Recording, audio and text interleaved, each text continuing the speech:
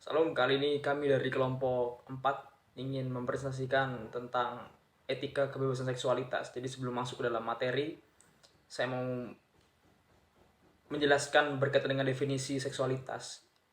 Jadi definisi seksualitas ini kami kutip dari salah satu organisasi besar yaitu WHO. Dia mengatakan bahwa seksualitas merupakan aspek yang berada dalam diri manusia, yang hidup dalam diri manusia. Hal ini mencakup dengan seks, berkaitan dengan juga identitas, peran gender, orientasi seksual, kemudian erotisme, kesenangan, keintiman, dan reproduksi.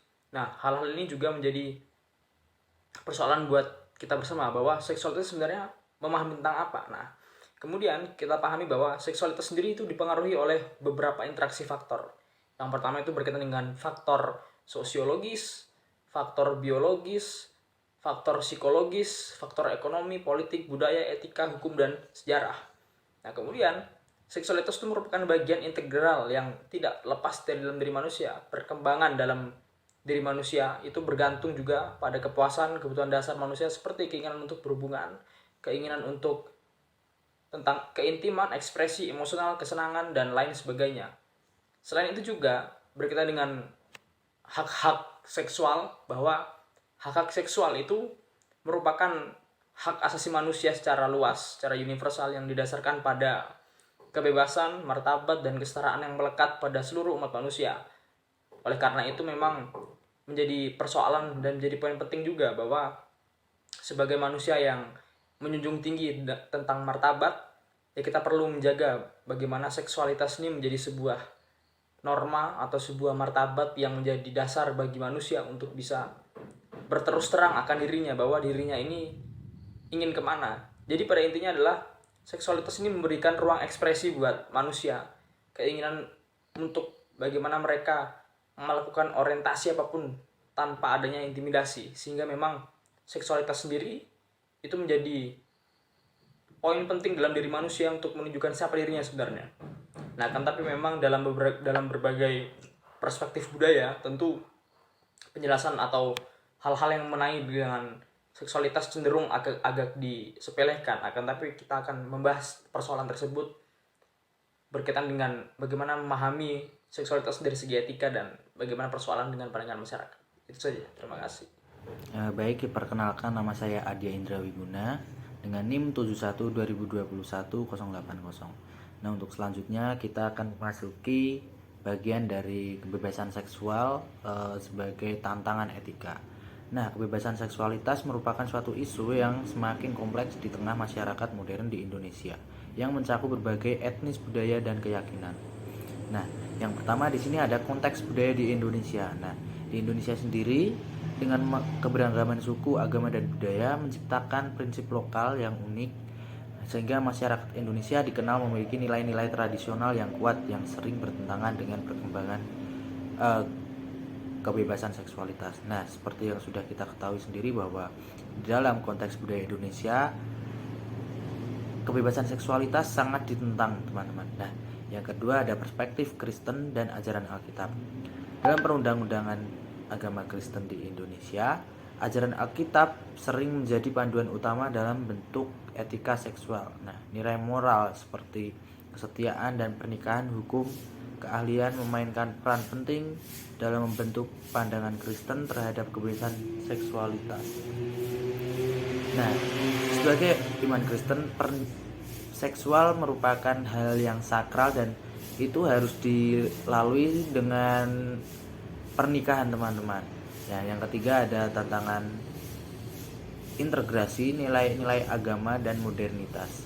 Nah, integrasi nilai-nilai agama sendiri dengan modernitas yang menjadi tantangan utama di Indonesia. Nah, perkembangan teknologi di media sosial, globalisasi membawa dampak yang signifikan terhadap pandangan masyarakat tentang kebebasan seksual.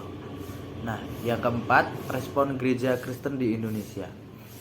Gereja Kristen di Indonesia sendiri berusaha untuk mempertahankan nilai-nilai etika Kristen sekaligus merespon perubahan sosial, pelayanan pastoral, dan pengerjaan etika Kristen yang seringkali menjadi sarana untuk membimbing jemaat dalam menghadapi isu-isu kontemporer termasuk kebebasan seksualitas. Nah, yang kelima ada dinamika seksualitas di era digital. Perkembangan teknologi informasi, khususnya di media sosial, memainkan peran yang sangat penting dalam membentuk pandangan masyarakat terhadap kebebasan seksual. Nah, tren daring menciptakan ruang baru untuk ekspresi dan bertukar informasi, tetapi juga membawa risiko penggunaan yang tidak etis. Nah, seperti yang sudah kita ketahui bahwa dalam penelitian terakhir, Badan Penelitian dan Pengembangan Kesehatan di tahun 2018 mencatat bahwa penetrasi media sosial di Indonesia dapat mempercepat perubahan perilaku seksual di kalangan pemuda. Nah, yang keenam yaitu pendidikan seks di konteks keberagaman agama.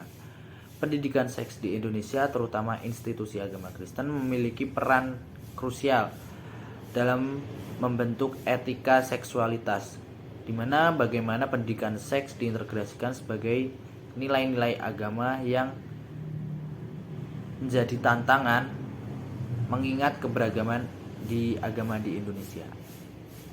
Departemen Pendidikan dan Kebudayaan pada tahun 2020 juga mencatat bahwa perlunya kurikulum untuk mengedukasi tentang menghindari konflik-konflik yang mencakup oleh seksualitas. Nah, dan yang terakhir ada perspektif masyarakat dan isu dan stigma.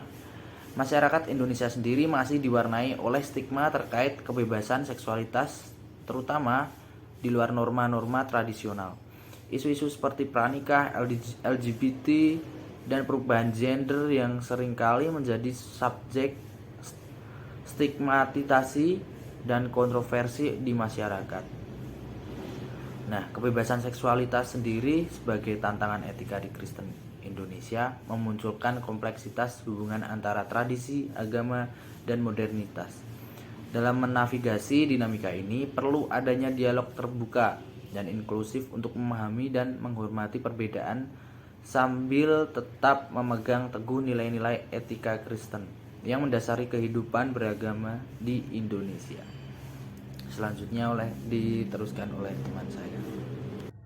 Baik, perkenalkan, nama saya Anastasia Putri Nugrahani dengan NIM 71/2021-031.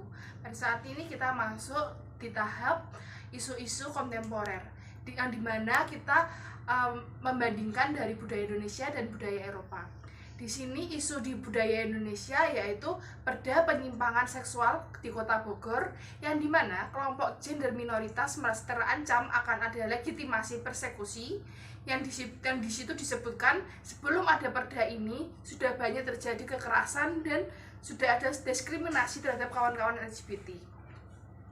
Nah, pada penjelasan ini, salah satu contoh kasus di Indonesia adalah stigmatisasi terhadap komunitas LGBT, yaitu lesbian, gay, biseksual, dan transgender.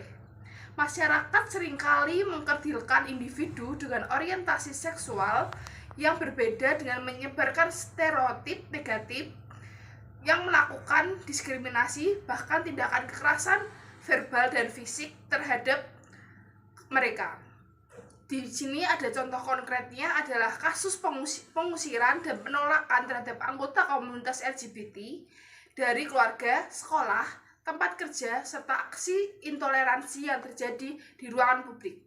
Hal ini menunjukkan bahwa masih banyak stigma dan diskriminasi terhadap individu dengan orientasi seksual yang berbeda di Indonesia. Sedangkan isu di budaya Eropa, yang dimana di Uni Eropa mendeklarasikan jadi zona kebebasan komunitas LGBT. Langkah tersebut bertujuan untuk memastikan perlindungan bagi komunitas lesbian, gay, biseksual, transgender, intersex, dan queer di beberapa blok. Sekaligus juga untuk menentang negara-negara anggota dengan kebijakan anti-LGBT. Di sini, Presiden Polandia Andrzej Duda yang memenangkan pemilu pada musim panas, lalu setelah sering berbicara menentang hak LGBT ini, dan menggambarkan anggota komunitas itu sebagai ancaman bagi keluarga. Sejak 2009, Lebih dari 1.000 kota di Polandia telah mengembangkan resolusi yang menyatakan diri mereka sebagai zona bebas LGBT. Kebijakan pembatasan serupa telah diberikan di bawah pemerintahan Perdana Menteri Hungaria Viktor Orban. Penjelasan selanjutnya ialah seksualitas menurut budaya Eropa dan juga menurut budaya Indonesia. Sebelumnya perkenalkan, nama saya Dian Melati Simanjuntak dengan NIM 712021-261.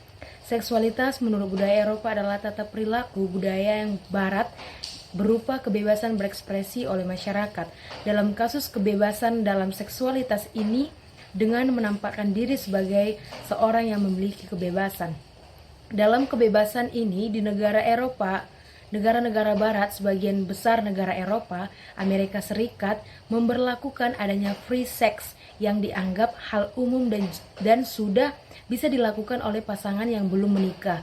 Di negara-negara barat, revolusi seks ini sudah melewati sejumlah fase. Pada fase awal ini pada abad 18 sampai dengan 19, free sex juga dianggap tabu oleh masyarakat Eropa dan Amerika kala itu. Akhir-akhir ini juga bangsa Eropa juga mendeklarasikan kebebasan LGBT yang bertujuan untuk memastikan bagi komunitas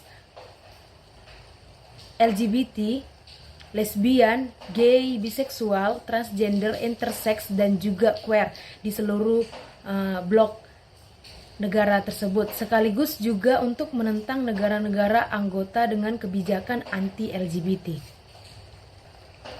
Seksualitas menurut budaya Indonesia. Seksualitas dalam budaya Indonesia adalah merupakan pembahasan yang sangat kompleks dengan berbagai kontradiksi, yang dimana budaya Indonesia ini memiliki nilai-nilai positif terkait seksualitas, seperti penghargaan terhadap kesucian pernikahan dan larangan-larangan perzinaan. Nah, di sisi lain seksualitas juga sering dianggap tabu dan jarang dibicarakan secara terbuka, terutama dalam konteks pendidikan dan keluarga. Pandangan-pandangan praktis seksualitas di Indonesia diwarnai oleh nilai-nilai patriarki, kesopanan, kesusilaan, dan agama. Masyarakat juga cenderung memahami seksualitas melalui dikotomi laki-laki dan perempuan dengan peran dan ekspektasi yang berbeda. Ekspresi dan juga perilaku seksual yang dianggap menyimpang dari norma sosial, agama, adat istiadat dapat dikucilkan. Meskipun terdapat nilai-nilai positif, budaya Indonesia juga memiliki dampak negatif terhadap seksualitas. Stigma dan diskriminasi terhadap komunitas LGBT, kurangnya pendidikan seks, dan budaya patriarki dapat berdampak buruk pada kesehatan dan juga kesejahteraan dari individu tersebut. Sebelum kita masuk ke dalam materi, izinkan saya memperkenalkan diri. Perkenalkan, nama saya Samuel Franciscus dengan NIM 712021-181. Di sini kita akan masuk ke dalam pemahaman kebebasan seks dan batasan-batasan etika. Yang pertama, pendekatan deontologis. Menurut pendekatan ini, menganggap orientasi seksual bukan masalah yang benar atau salah, tetapi sebagai bagian tidak berubah dari identitas individu yang harus dihormati. Mereka menentukan keputusan berdasarkan prinsip moral, menghormati otonomi individu dan menghindari diskriminasi seksual. Yang kedua, pendekatan konsekuensialisme. Pada pendekatan konsekuensialisme mempertimbangkan dampak dari orientasi seksual pada individu maupun masyarakat. Mereka berpendapat mendukung kebebasan individu untuk mengekspresikan orientasi seksual mereka secara terbuka yang bermanfaat bagi mental dan emosional, serta mengurangi diskriminasi dan kekerasan pada LGBT. Maka dari kedua pendekatan ini, penilaian orientasi seksual dipengaruhi oleh prinsip etika seperti individu, keadilan, dan kebaikan. Maka menurut Kedua, pendekatan yang tadi bahwasannya LGBT dapat dinilai baik jika dilihat dari deontologi tindakan. Kelompok LGBT meskipun dianggap tidak sesuai dengan norma yang berlaku, terutama di Indonesia, namun tidak melalaikan kewajibannya sebagai warga negara ataupun kewajiban sebagai manusia yang harus senantiasa berbuat baik. Namun secara deontologi, peraturan LGBT dianggap tidak bermoral karena tidak sesuai dengan peraturan yang berlaku secara umum. Baik, masuk pada pembahasan yang berikutnya, itu pandangan teologis.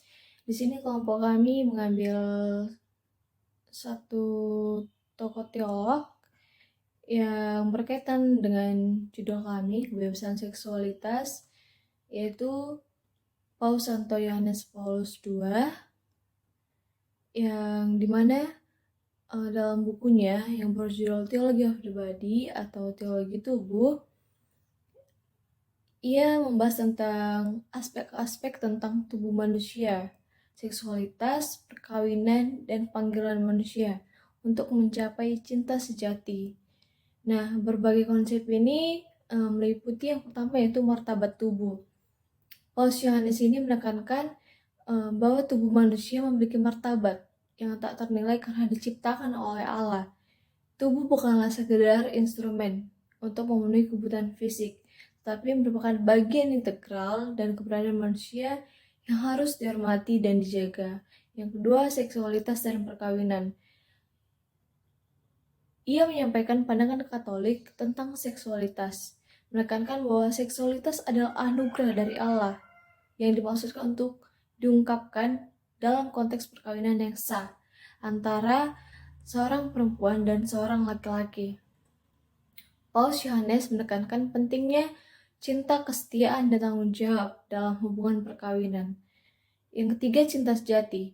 Dalam ajaran teologi tubuh ini, Paus Yohanes menggambarkan cinta sejati sebagai pemberian diri sepenuhnya kepada orang lain tanpa syarat dan tanpa memanipulasi. Cinta sejati menurutnya adalah cerminan dari cinta Allah kepada manusia. Yang selanjutnya, panggilan dan kesucian.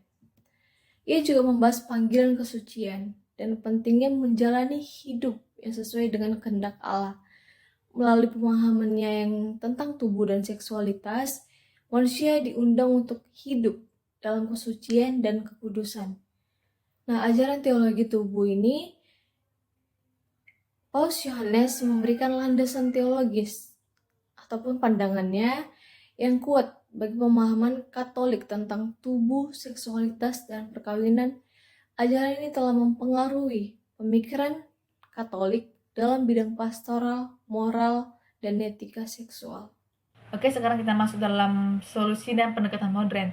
Salah satu tokoh yang membahas solusi untuk kebebasan seksualitas yang berkaitan dengan HAM yaitu Michel Foucault. Foucault adalah seorang filsuf Prancis yang terkenal dengan karyanya tentang kekuasaan, pengetahuan, dan seksualitas. Dalam karyanya, terutama dalam buku Sejarah Seksualitas, Foucault mengulas tentang bagaimana kekuasaan berperan dalam mengatur dan mengendalikan praktik-praktik seksualitas dalam masyarakat.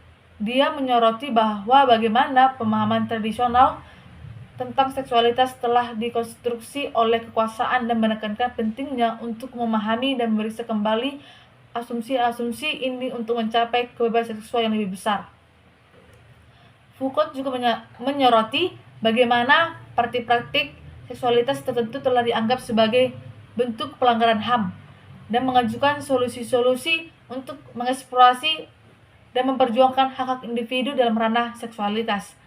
Pendekatannya mendorong untuk membebaskan diri dari penindasan seksual dan menciptakan ruang bagi keberagaman dan kebebasan seksual yang lebih besar dalam masyarakat dengan memperhatikan perlunya mengakui dan menghormati hak-hak individu dalam konteks seksualitas.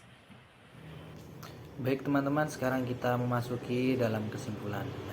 Kebebasan seksualitas sendiri di Indonesia adalah isu yang kompleks, melibatkan beragam aspek budaya seperti agama dan perubahan sosial. Keberagaman budaya yang kaya di Indonesia ini menciptakan sebuah lanskap sosial yang unik, di mana nilai-nilai tradisional seringkali berbenturan dengan arus modernitas. Pandangan Kristen tersendiri tercermin dari ajaran Alkitab, memainkan peran besar untuk membentuk etika seksual di kalangan masyarakat. Tantangan ini muncul dalam mencari keseimbangan antara nilai-nilai agama dan dinamika modernitas yang harus berkembang. Perubahan teknologi yang ada di zaman sekarang ini membawa dampak signifikan juga terhadap pandangan masyarakat terhadap kebebasan seksualitas. Meskipun memberikan ruangan ekspresi yang lebih luas, tetapi ini juga membawa resiko dan tantangan etika yang perlu kita batasi. Nah, dalam gereja dan lembaga agama memiliki tanggung jawab besar dalam memandu jemaat dan merespon perubahan sosial. Pelayanan pastoral dan pendidikan etika Kristen menjadi instrumen penting dalam membimbing masyarakat. Pandangan seksualitas sendiri, terutama institusi agama Kristen, memiliki peran krusial dalam membentuk etika seksualitas. Namun, tantangan muncul dalam menginterpretasikan pendidikan seks dengan nilai-nilai agama di tengah keberagaman agama yang ada di Indonesia. Masyarakat Indonesia masih diwarnai oleh stigma terkait kebebasan seksual dan isu-isu seperti pranikah, LGBT, dan perubahan gender yang sering menjadi subjek perdebatan kontroversi. Ya, kesimpulan terakhir yaitu menghadapi dinamika kebebasan seksualitas di Indonesia membutuhkan dialog terbuka, pemahaman mendalam terhadap keberagaman, dan respon yang bijaksana dari semua pihak. Dengan cara ini, kita bersama-sama menciptakan masyarakat yang inklusif, adil, dan menghargai nilai-nilai kemanusiaan. Terima kasih untuk presentasinya kali ini. Kurang lebih mohon maaf bila ada kekurangan. Terima kasih teman-teman.